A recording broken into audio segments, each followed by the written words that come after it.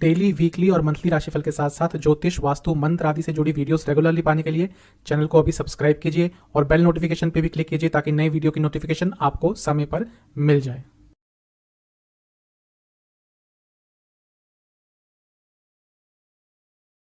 ओम गणेशाय नमः। ओम नमः शिवाय। मैं निखिल ज्योतिष आचार्य आप सभी का मेरे चैनल पे पुनः स्वागत करता हूँ। आशा करता हूँ आप सभी स्वस्थ होंगे। महादेव की कृपा आप सभी पर सदैव बनी रहे। ये वीडियो है मेष यानी कि एरीज के दिसंबर 2022 के मंथली हॉरोस्कोप का मासिक राशिफल का। कैसा रहेगा मेष के लिए आने वाला महीना, उस पर चर्चा होगी। नवग्रहों का आपके जीवन पर क्या प्रभाव होगा, जो राशि परिवर्तन होंगे, ग्रहों की चाल में परिवर्तन होगा, उसका क्या प्रभाव होगा, और आपके जो जीवन के प्रमुख एस्पेक्ट्स हैं जैसे कि जनरल प्रेडिक्शंस, कौन कौन से ग्रहों का किस भाव पे प्रभाव है, career, business, love life, married life, students, सभी प्रमुख चीज़ों पर इस राशिफल में चर्चा होगी। कहाँ से देखिए राशिफल? जैसा मैं कई बार कह चुका हूँ कि राशिफल लग्न और राशि से अलग अलग नहीं बनते। ये केवल गोचर पे आधारित होता है, एक सामान्य विश्लेषण होता है, आपकी कुंडली का विश्लेषण नहीं होता। इसलिए अगर आपको अपना लग्न पता है तो लग्न से ही देखिए, नहीं पता तो राशि से ऑब्जर्व कर सकते हैं। तो शुरुआत करते हैं इस वीडियो का, यानी कि मेष का दिसंबर 2023 का मासिक राशिफल। जनरल प्रेडिक्शन से ही स्टार्ट करेंगे। देखिए, राहु लग्न में है, तो जैसे जैसे राहु का प्रभाव बढ़ता जा रहा है, जीवन में थोड़ी कन्फ्यूजन बढ़ती जा रही होगी, थोड़े भ्रमित से रह रहे होंगे। वो प्रभाव रहेगा क्योंकि अभी बहुत लंबे समय तक राहु रहेंगे आपके लग्न में, आपके प्रथम स्थान में। स्लीप डिसऑर्डर्स बहुत हो रहे होंगे, लोगों पर भरोसा नहीं कर पा रहे होंगे। ये सब राहु का ही कमाल है, राहु का ही प्रभाव है। और क्योंकि लग्न में ही बैठे हैं तो प्रभाव दिखेगा और बहुत ज़्यादा दिखेगा। कभी कभी तो बहुत अच्छा महसूस करते होंगे, खुश रहते होंगे, और अचानक ही आधे घंटे बाद एकदम विपरीत हो जाते होंगे। ये जो मूड डिसऑर्डर्स हैं, ये भी आपके जीवन का एक कुछ आने वाले समय के लिए हिस्सा बनेंगे। इन पर थोड़ा काम कीजिएगा, अपने भावों पर थोड़ा आपको ध्यान देना है, उन पर कंट्रोल करना है। शनि महाराज 10वें घर में बैठेंगे, और क्योंकि मार्गी हो चुके हैं, अक्टूबर में ही मार्गी हो गए थे, और अब अपनी जो उनकी वास्तविक राशि है जिसमें उनको होना चाहिए था, यानी कि कुंभ, उसकी तरफ बढ़ रहे हैं। स्पीड उनकी तेज है और लाभ स्थान में जाने के लिए तत्पर है। यानी कि आपका जो जीवन है वो अब आगे बढ़ेगा। जीवन को आगे लेके जाएंगे शनि महाराज। काम बहुत कराएंगे, कार्य बहुत कराएंगे, मेहनत कराएंगे, लेकिन जीवन को आपके आगे लेके अवश्य जाएंगे। बृहस्पति क्योंकि 12वें में है और अभी कुछ समय पहले ही मार्गी हुए हैं, वैसे तो ठीक है, लेकिन थोड़ा लेजीनेस अवश्य आपके व्यक्तित्व में रहेगा। बार बार मन करेगा कि एक ब्रेक ले लें। अगर ऐसा लगता है, अगर मन और बॉडी इसकी डिमांड करती है, तो अवश्य ब्रेक लीजिएगा। मंगल वक्री होकर दूसरे स्थान में रहेंगे और पतित भी है, वक्री भी है और पतित भी है, यानी कि पैसे की अपॉर्चुनिटीज तो आपको अवश्य इस महीने प्राप्त होंगी। पर थोड़ा वाणी पर कंट्रोल करके रखिएगा। वाणी के कारण कुछ प्रॉब्लम हो सकती है, कुछ ऐसी चीजें आप बोल सकते हैं जो अशोभनीय होंगी। केतु सप्तम में बैठेंगे और मैरिड लाइफ में प्रॉब्लम्स अभी भी क्रिएट करेंगे।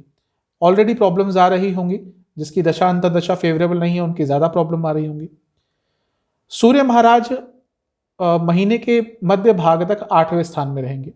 अनिश्चितता का स्थान होता है, सूर्य चंद्रमा यहाँ पे बहुत अच्छा रिजल्ट नहीं देते।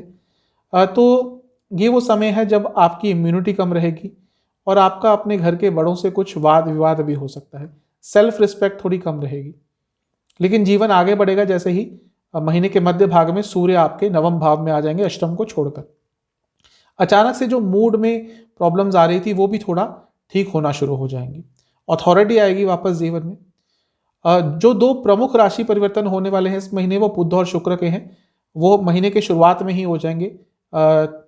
जो बाद में होगा वो एकदम महीने के अंत में होगा, तो उसका ज़्यादा प्रभाव पूरे महीने तो नहीं पड़ेगा। वो भी बुध का ही होगा और महीने के अंत में होगा। तो बुध आपके नवम भाव में आ जाएंगे 3 तारीख को, यात्रा के योग बनाएंगे। कम्युनिकेशन से लाभ हो सकता है, लेकिन आपकी पिताजी के लिए थोड़ी प्रॉब्लम हो सकती है क्योंकि वो 6ठे भाव के भी स्वामी हैं। शुक्र भी 5 दिसंबर को राशि परिवर्तन करेंगे और वो भी नवम भाव में ही आ जाएंगे। ये पैसे के लिए अच्छा है क्योंकि धन स्थान के स्वामी है, तो 5 दिसंबर के बाद धन लाभ हो सकता है। सप्तम के भी स्वामी है, तो बिजनेस के लिए भी अच्छा है, और अचानक से शादी के भी आपके योग बन सकते हैं। एक चीज कहूंगा, क्योंकि शनि अब 11वीं की तरफ जा रहे हैं, जैसा मैंने कहा बहुत अपॉर्चुनिटीज आना शुरू होंगी, उनका लाभ उठाइएगा। कुछ स्पेशल पॉइंट्स, अपनी ऊर्जा पर काम कीजिएगा, ज्यादा नकारात्मक मत रहिएगा, सैड मत फील कीजिएगा, अपने ऊपर डिपेंडेंट ज्यादा रहिएगा, दूसरों के ऊपर नहीं, और एक बैलेंस लाने की आपको कोशिश करनी है। ज्यादा डिफेंसिव कभी नहीं होना, और जब बुरा लगता है तो उसको एक्सप्रेस कीजिएगा। ज्यादा मेटेरियलिस्टिक भी इस महीने आपको नहीं होना, रिलैक्स रहिएगा और थोड़ा सा अपने इंट्यूशन पर काम कीजिएगा। जो आपको चीजें लगती हैं वो कहीं ना कहीं ठीक होती हैं, लेकिन अपने इंट्यूशन पर भरोसा नहीं करते। अपने आप को एजुकेट कीजिएगा, कुछ नया सीखिएगा और डिटर्मिनेशन बढ़ाना है। जनरल एक उपाय बताऊंगा कि 5 हनुमान चालीसा की पुस्तकों का दान करेंगे तो अच्छा रहेगा। जहां तक करियर की बात है, अच्छा है, शनि अच्छी पोजीशन में है, 10वें स्थान पर, अथॉरिटी रहेगी, नई जॉब प्राप्त हो सकती है। पतित है लेकिन अब वापस कुंभ में जाने के लिए तत्पर है, तो ठीक रहेगा। लेकिन हाँ, अगर बड़ी पोस्ट पे काम करते हैं, जूनियर से थोड़ी प्रॉब्लम हो सकती है। ज्यादा रूड मत होइएगा किसी से भी बात करेंगे तो। केतु क्योंकि 10वें भाव से 10वें में है, आपकी इमेज को कोई खराब करने का प्रयास कर सकता है। जब बुध और शुक्र बहुत कम अंतराल में 9वें भाव में आएंगे तो ट्रांसफर के योग आपके बन सकते हैं, और यही वो समय है, यानी कि महीने का शुरुआती भाग, जहां पे आपका अपने बॉसेस से, सीनियर से कुछ झगड़ा हो सकता है, प्रॉब्लम हो सकती है। एडमिनिस्ट्रेशन, मैन्युफैक्चरिंग, लॉ, फाइनेंस, इनसे जुड़ा कोई कार्य करते हैं, महीना अच्छा है। कुछ स्पेशल प्रेडिक्शंस, अथॉरिटेटिव रहिएगा, बड़े निर्णय लेने पड़ सकते हैं, तैयार रहिएगा। अपने प्रोस्पेक्टिव को चेंज करना है, ऑर्गेनाइज रहना है, और कोई बड़ा फाइनेंशियल निर्णय बिना सीनियर से पूछे नहीं लेना। एक टीम प्लेयर बन के रहिएगा और एक अच्छा एनवायरनमेंट क्रिएट करने की कोशिश कीजिएगा। कंसिस्टेंसी लाने का प्रयास करना पड़ेगा, और कोई भी कार्य पेंडिंग मत छोड़िएगा। अपनी सेहत पर भी आपको ध्यान देना है, इतना ही नहीं मग्न हो जाना कार्य क्षेत्र में कि बाकी चीजें भूल जाएं।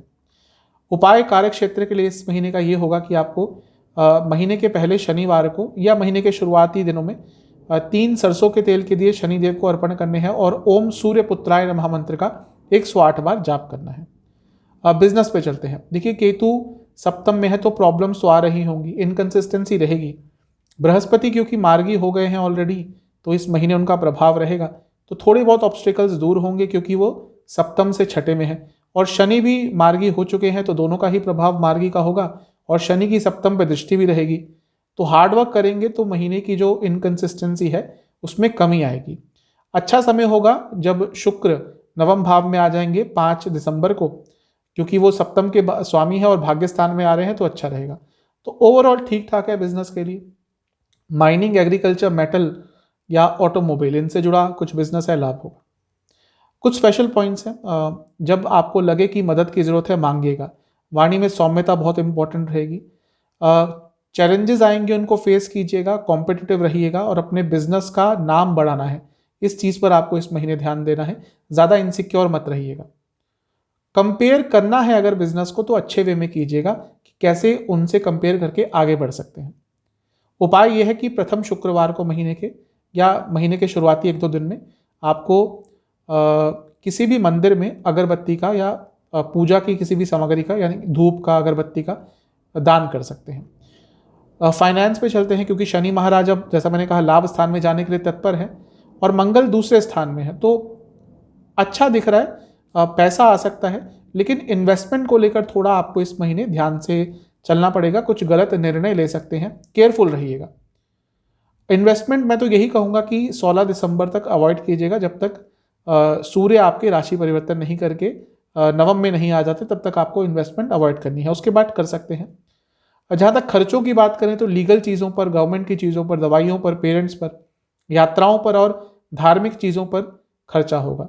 फाइनेंस से संबंधित एक उपाय बताऊंगा कि आपको प्रथम मंगलवार को एक मीठे पान का भोग लगाना है बजरंग बली को, बहुत अच्छा प्रभाव रहेगा। जहां तक लव लाइफ की बात है, राहु की 5वें पे दृष्टि रहेगी, बनी रहेगी, तो भ्रम चल रहा होगा, कंफ्यूजन की स्थिति रिलेशनशिप में चल रही होगी, ट्रस्ट डेफिसिट यानी कि ट्रस्ट की कमी, अनप्रैक्टिकल एक्सपेक्टेशंस, ये सब चल रहा होगा। फिजिकल अट्रैक्शन तो होगा, लेकिन इमोशनल की कमी होगी, और ये भी प्रॉब्लमेटिक चीज होती है। केतु क्योंकि पंचम से तीसरे में है, कम्युनिकेशन प्रॉब्लम भी आ रही होगी। काम कीजिएगा इन सब चीजों पर। ईगो क्लैशेस इस महीने बहुत होंगे, डिफरेंस ऑफ ओपिनियन बहुत होंगे। नया रिलेशनशिप स्टार्ट हो सकता है, लेकिन महीने के मध्य भाग के बाद ही, जब पंचम के स्वामी सूर्य 9वें स्थान में चले जाएंगे। लव लाइफ मध्य भाग के महीने के बाद, यानी कि महीने के मध्य भाग के बाद इंप्रूव होगी। कुछ स्पेशल चीज़ें हैं। प्यार के तत्व पर काम कीजिएगा, सपोर्टिव रहिएगा, अच्छे मोमेंट्स का फायदा उठाना है। वाणी में आपको सौम्यता रखनी है। आपको अपने पार्टनर को समझने का प्रयास करना है, कंट्रोलिंग मत बनिएगा। अपने ऊपर जब सेल्फ डाउट हो वहां पे कोई बड़ा निर्णय मत लीजिएगा। बड़ी पिक्चर आपको सोचनी है, बड़ी प्लानिंग करनी है। उपाय यह है कि प्रथम शुक्रवार को महीने के माता पार्वती को लाल फूल अर्पण करके गौरी चालीसा का एक बार पाठ करें। मैरिड लाइफ, देखिए केतु सप्तम में रहेंगे, प्रॉब्लम्स तो क्रिएट कर ही रहे होंगे जैसा मैंने कहा, तो बहुत अच्छा नहीं है समय। मंगल दोष भी बन गया है क्योंकि दूसरे भाव में मंगल वापस आ गए हैं। शनिदेव की दृष्टि है सप्तम में। महीना अच्छा नहीं रहने वाला। कई लोगों के डाइवोर्स तक बात पहुंच सकती है।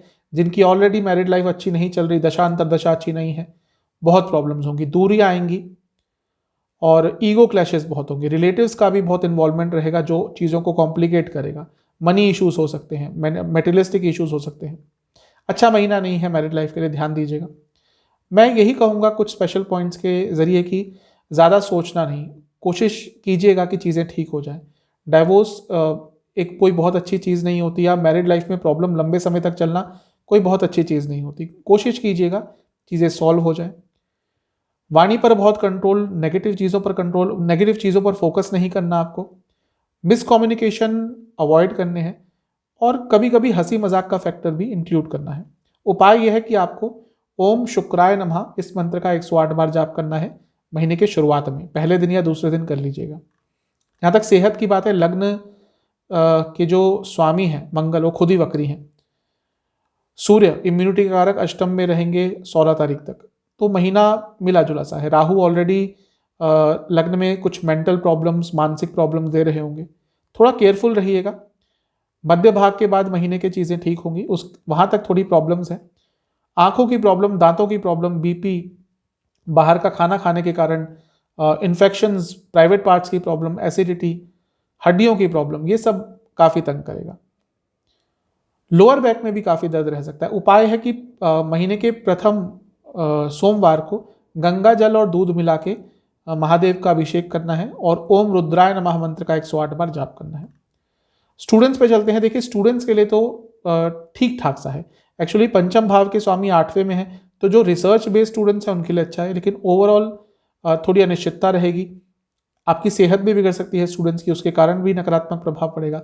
फोकस कम होगा, डिस्ट्रैक्शन ज़्यादा होंगी और कोई जानबूझ के आपके लिए प्रॉब्लम्स क्रिएट करेगा। महीने के मध्य भाग के बाद थोड़ा समय अच्छा रहेगा जब पंचम के स्वामी त्रिकोण में आ जाएंगे, यानी कि नवम भाव में।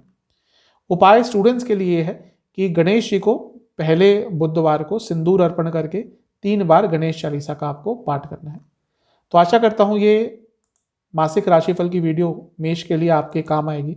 चैनल पे नए हैं सब्सक्राइब कीजिए, वीडियो को लाइक कीजिए। मिलता हूँ अगली वीडियो में, तब तक के लिए ओम नमः।